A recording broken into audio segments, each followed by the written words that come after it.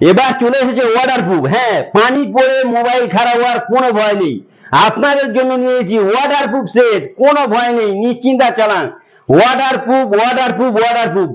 Motorola থেকে শুরু করে এর আগে স্যামসাং এর সেট দেখেছিলাম, আজকে দেখাচ্ছি মোটরোলা এজ 50 ফ্যাশন। একদম নতুন মডেলের সঙ্গে থাকুন, ভিডিওটি বেশি বেশি শেয়ার করে দিন, এত হারে শেয়ার করে দিন যেন এই মোবাইলটা সব থেকে জানে।